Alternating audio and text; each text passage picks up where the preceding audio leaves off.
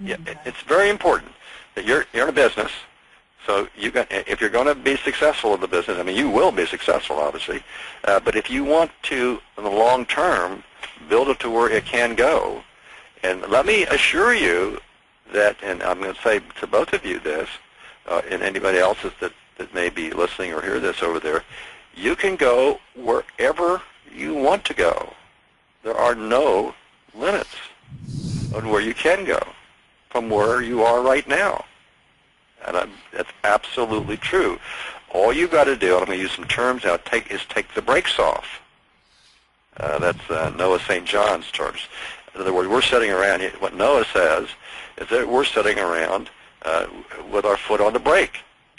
And we're pushing harder on that brake to stop us from going where it is we can go. So we got to understand to take your foot off the brake, understand what it is you're doing with your brake and why you're pushing on that pedal over there, and release yourself to do what it is you can do. And I may take it to it because there's several other people out there that are doing these, making these same types of observations. Another one is Kathy Kolbe out there, and she writes the book of Powered by Instinct, and she has an approach to understanding yourself that says that the philosophy is this: every person in this world is born equal in the sense of having the same amount of instinct to make them successful. Now think about that. Mm. Everybody in the world has the same amount, been given the same amount of instinct to make them successful. Question is, they have to find out what that instinct is and enable it to make them successful. Now what Kathy has done is she's, on a scientific basis, has developed a way of assessing what your instinct is. And what your instinct is basically the areas in which you have been and will be successful by nature. And what you have to do then is play to and stay within the areas in which your instincts are there. And they don't change. Your instincts are there because they came with you over there. You just have to find out what they are.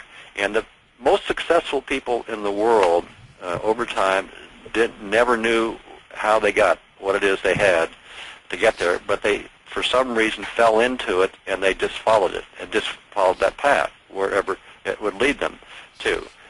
And the same thing is that we follow know what our instincts are, and then go and follow those instincts.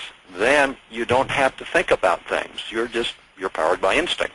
That doesn't mean you don't have to have a work ethic. It doesn't mean you have to do those other things. You have to do all those things too. Still have a plan, an action plan, and all that.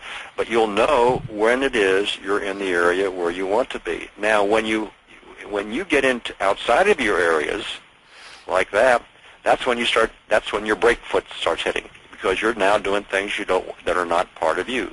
You're trying to be something you're not. And one of the things that is, Noah St. John says this, and Robert Kiyosaki says this, and Kathy Kolbe says this, that our system that we've grown up in is forcing us to do things that are contrary to our instincts. Mm-hmm. And it makes complete sense. For example, Robert Kiyosaki says, that the problem with our educational system in the United States of America and probably around the world is that we don't teach anybody, that we don't give them a financial education. Now, you're free to say, what? We don't do that? No, we don't do that whatsoever. And I'll give you an example of this. I was just talking with somebody at a Rotary meeting 2 weeks ago, and he was a head of a program here in the state of South Carolina, supporting a program for making children more successful by developing career paths and helping children follow career paths. And South Carolina is the only state in the union that has an official program to do that. And so they come up with something like 17 different career categories, and they give free then counseling to students to how it is to get into their the proper career path, and to get assistance in moving forward. And they're claiming some sort of a great success rate of getting people to college and things like that in that path. And I don't doubt that that's the case. So I went up to him afterwards, And I said, okay, you've got these 17 or 22 career path orientations. Is in any one of these areas anybody teaching financial education? And he looked at me with a blank stare, and he said, well, you mean how to finance something? I said, no. I mean, how to use money. What's the value of money? How do you use it? How do you plan for it to use it in the long term? He says, well, no, we don't do that. And I said, well, why aren't we doing that? He said, well, we just don't. I mean, it's just not part of it. I said, what you're doing then is teaching these children then how to be good employees. Is that correct? Yes, that's exactly what we're doing. And guess what?